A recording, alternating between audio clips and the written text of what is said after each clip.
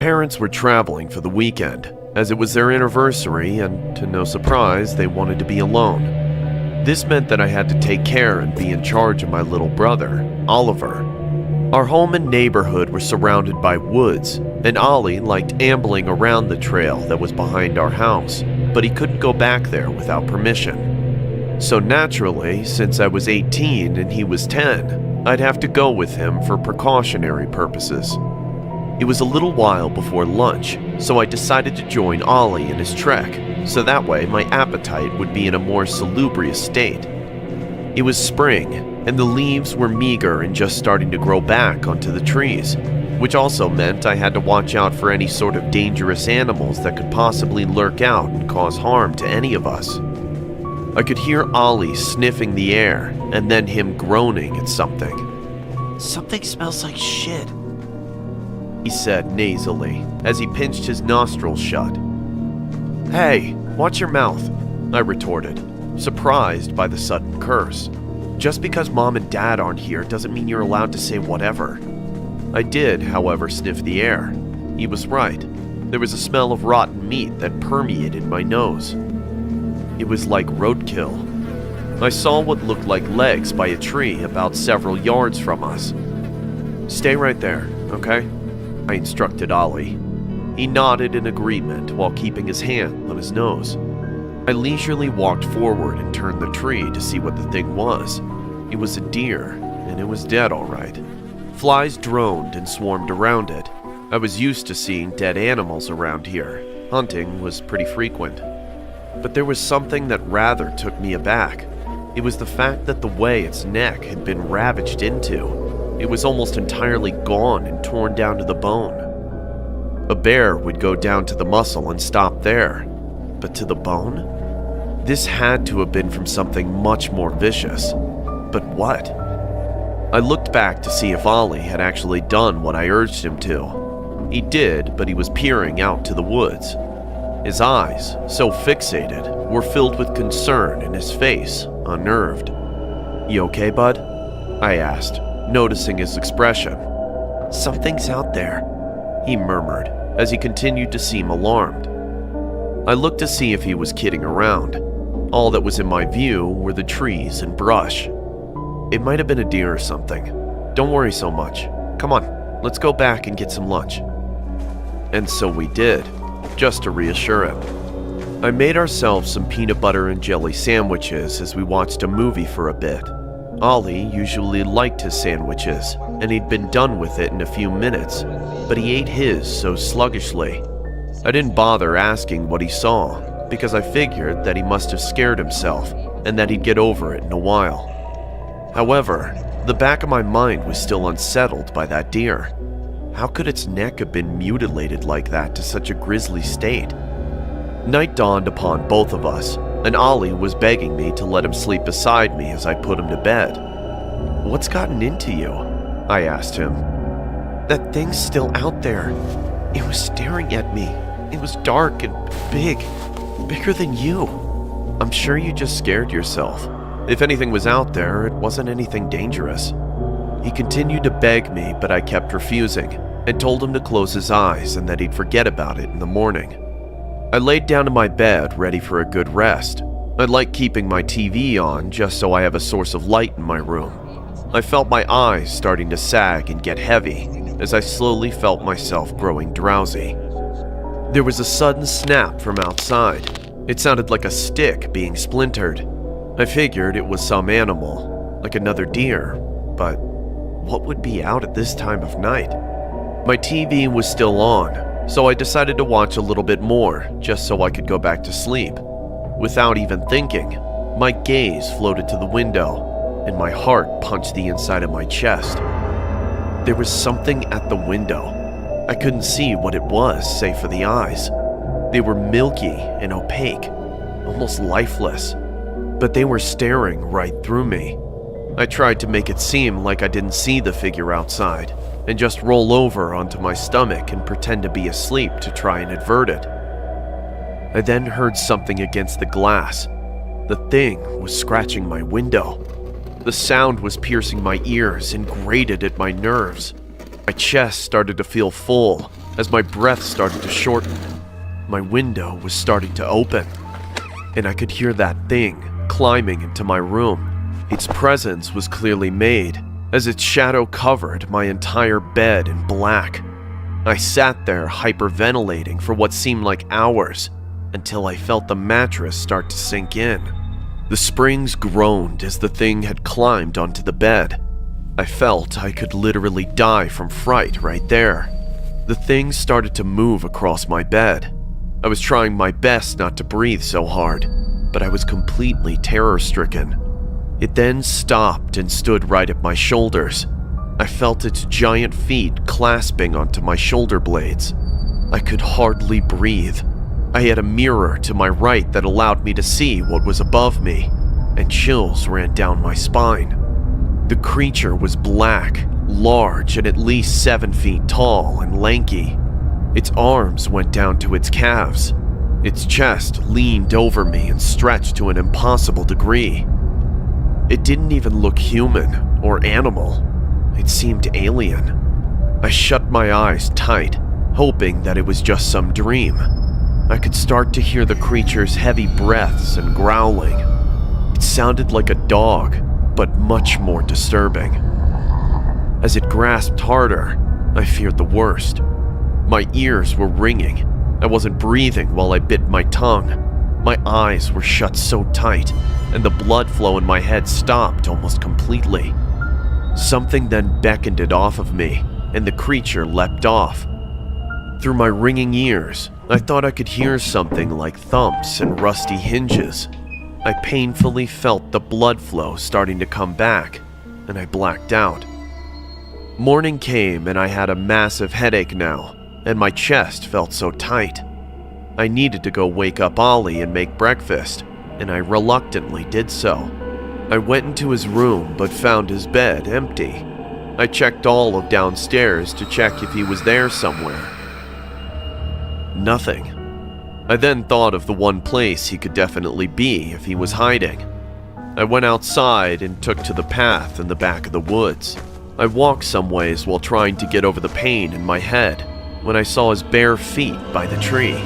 "Ollie," I said, exhausted and annoyed in my grimace. "Come on, what are you—" I stopped. I felt my whole entire world collapse as I was bludgeoned with every single negative emotion possible. I put 2 and 2 together, and it answered my questions as it brought my distress up tenfold. Ollie was sitting there. His skin was pale.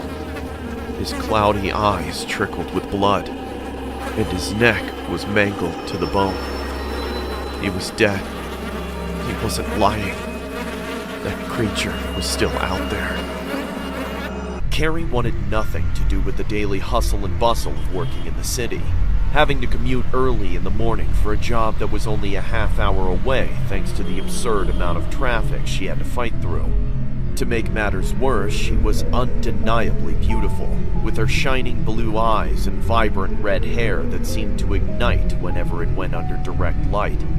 In the city, that made her a high-priority target for catcalling and being followed around by less than well-intentioned fellows.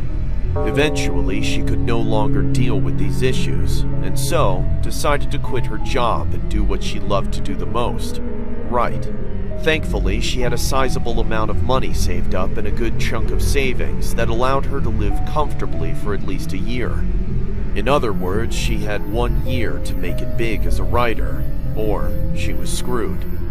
Not wanting to live in the city anymore, she also moved out into the woods, opting to purchase a relatively small yet cozy cabin. Her family was understandably upset by this turn of events, but she did not mind their frustrations. What was done, as she told them. The first few weeks out there was a great success for her, at least in her mind. She wrote thousands of words every day for short stories and even a big novel she had planned. In between her writing binges, she would take walks around her property, soaking in the sweet and natural scents that the outside world had to offer, taking inspiration from the earth around her and the occasional occurrence of a small forest critter that brought her joy. One day, however, When she was on one of her walks and a few miles away from her cabin, she encountered something odd. Beneath one of the pine trails she often frequented was a rather arcane-looking skull that brought her a great deal of concern and confusion. She knelt down to inspect it and cocked an eyebrow as she looked it over. By all measurements, it looked like a normal skull of a deer, complete with antlers. There were two odd additions to the skull, however. The first was that there were two small horns that protruded just above where the forehead would be, and the second was that just below where its eye sockets were another set of eyes that were about the size of a human's. Hoping that it was just some cruel trick or some artistic creation and some abomination, she decided to pick it up and find out for herself. Upon touching the skull, she instantly felt a deep sensation of dread surge throughout her body, making her feel sick. Carrie backed away from it in a hurry and eyed it frightfully as she stumbled to her feet and jogged all the way back to her cabin, all the while trying to ignore the feeling of being watched as she did so. As soon as she arrived home, she slammed the door behind her and locked it. She then closed her blinds and peeked outside through them to try and see if there was actually someone there or if her mind was just playing tricks on her. When nothing happened after a few minutes, she slumped down onto her couch and sighed in relief, chalking the situation up to just being isolated from others for an extended period of time. That night, as she was writing, she was interrupted by the loud grunting of a deer. She chuckled, thinking it was just some buck making its way through the area. Her hands froze in fear when a cacophony of grunts piped up one after another. Quickly, she turned off all the lights inside, grabbed a knife from the kitchen, and went to the window praying to God that there was just a herd of deer outside. To her complete and utter dismay, she was wrong. Standing in front of her cabin about 10 yards away stood 3 individuals wearing long black cloaks. Adorning their heads were deer skulls, the same type of deer skull that she had encountered earlier that day. One by one, they made the same grunting sounds from before, only this time they began walking towards the cabin. Understandably freaked out, she grabbed her phone and attempted to call the police. Tears filled her eyes as she saw "no service" written across the top of her phone. In frustration, she threw it on the ground and returned to the window to see that they were nearly at her door now, their grunts louder than ever. She screamed at them to go away, that she was armed, and to just leave her alone. After her panic-filled rant, she backed away from the window, shakily holding the knife in her hands. Seconds later, she turned into a sobbing mess as the individuals antagonizing her began knocking on her door. "Please, just go away!" she screamed. The knocking became louder and more insistent as time went by, until just when she thought she couldn't take it anymore, it stopped. What? She asked aloud, surprised that the threat decided to move along. She untensed her body and leaned up against the wall to compose herself. Without warning, a loud metallic clanging sound was heard, and she saw her doorknob stumble out of the door and onto the wooden floor below. Slowly, her door creaked open, and in stepped the tallest of the 3 masked individuals. Even with his face obscured, she could see how distorted and disfigured his features were beneath the skull. "Stop! Please leave! Don't make me use this!" Carrie shouted as she raised the knife back up and aimed it towards him. He did nothing but stand silently and outstretched his arms as though he were a saint posing for a painting. In defiance, Carrie screamed and charged toward the man, knife poised to pierce his chest. Quicker than the wind, he swatted her hand to the side and followed up with a power punch to her gut, winding her in the process. She collapsed limply into his arms, heaving and gasping for air. "Chair," she heard him command the other 2 who rushed into the cabin. Taking a chair from her dining table, they set it in the middle of the room, and Carrie was gingerly seated in it. Defenseless and weak, she whispered for them to take whatever they wanted, but to just leave her alone as they proceeded to strap her down with twine. The goddess despises material goods. Divinity has no such need for such petty items. What she seeks is beauty, and the ability to create beauty. You're a writer, yes? Surely you know what I mean. How do you know I'm a writer? Because the goddess led you to us, my dear. I don't understand. Carrie muttered as she looked between the three men. Sculptures, paintings, pottery, buildings, books, shrines, all created with the arms of talented individuals. You should feel blessed. Carrie squinted her eyes at him, completely bewildered at the situation. Why are you here? She says you have lovely arms, Carrie. Excuse me? Tears returned to her eyes as her stomach sank. So much potential not yet used. This is what she desires, and you have exactly that. He walked behind Carrie and placed his hands on her shoulders, and with bony fingers ran them up and down her arms. Carrie shuddered and swallowed hard. You don't have to do this. Carrie whimpered. I'm sorry, child. I weep for you. Truly, I do. His grip tightened around her shoulders, his fingernails digging into her skin and drawing blood. Carrie screamed in pain. But just think, you're going to be part of something so undeniably beautiful that this pain will become something to rejoice about. Upon realizing what was going to happen to her, Carrie's eyes widened and she thrashed around, begging and pleading to be let go. But all of those pleas fell upon the ears of men deaf to her plight. Detective Holt walked under the yellow tape that surrounded the cabin of Carrie Wilkins and went straight inside. In the center of the room sat the woman in question. He shook his head and did his best not to vomit at what he saw. A ring of leaves surrounded the chair that Carrie sat in, and a crown of twigs and flowers adorned her bloodied head. Her mouth was agape, with a few berries resting upon her tongue. Worst of all, her arms had been surgically removed, and pools of blood bathed the leaves below from her still leaking arms. Holt exited the cabin, loosened the tie to his suit in frustration, and scratched his rugged graying beard. As he contemplated where to go from that disturbing sight, he was approached by an officer. Detective Holt, as I'm sure you're aware, the victim was found early this morning due to her parents making a surprise visit, and found her in that state. Do you have any news for me, or are you just repeating to me verbally the messed up shit I just saw? The young woman cleared her throat and apologized. This was found on the table next to the victim. She handed Holt a folded piece of paper that had a crudely drawn skull and blood on it. It read as follows. The time for the goddess to awaken has come. With her arms she crafts. But what use are arms without eyes, which wish to see her own creations? Cultists. Holt grunted as he peered back inside at the mutilated woman. What do we do, sir?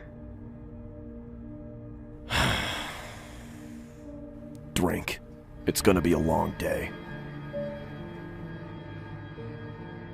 I had just reluctantly returned home from an extended vacation trip to Japan, after experiencing delicious food beyond compare, a beautiful country, and spending time with amazing people.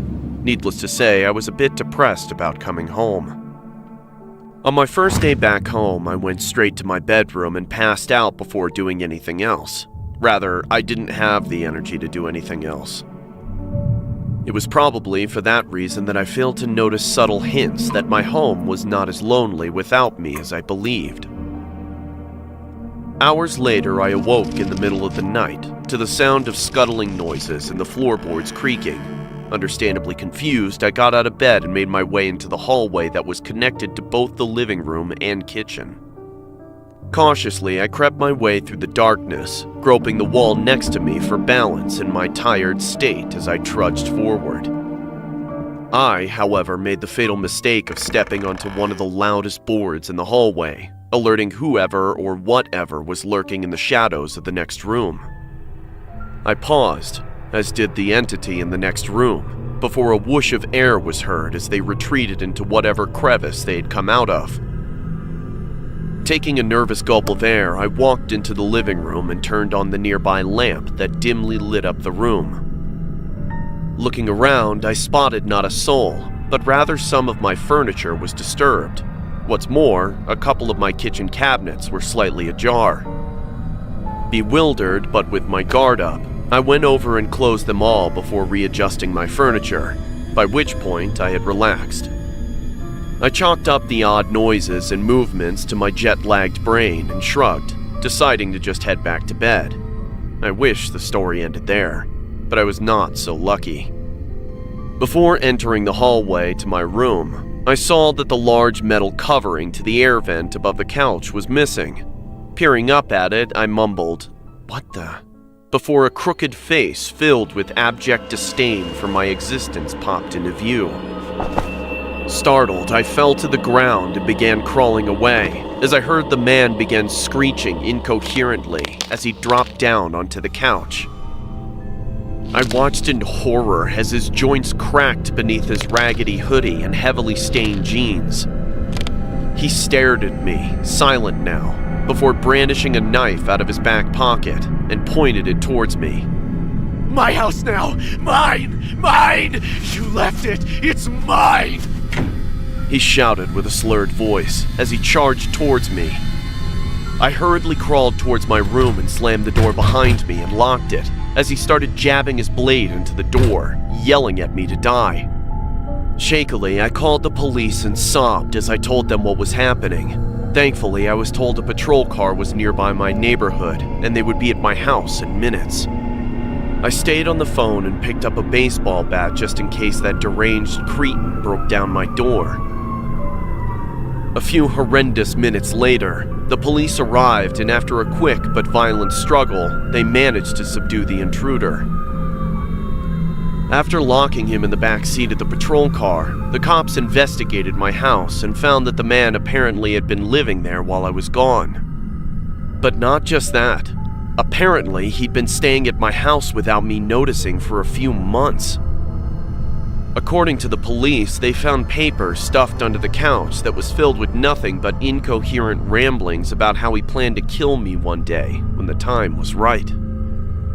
With the dates next to each entry predating my trip to Japan by an uncomfortable amount of time. Frankly, I'm happy to be alive and relieved that the situation was resolved so quickly. But still, I make sure to triple check the locks in my home after that little incident.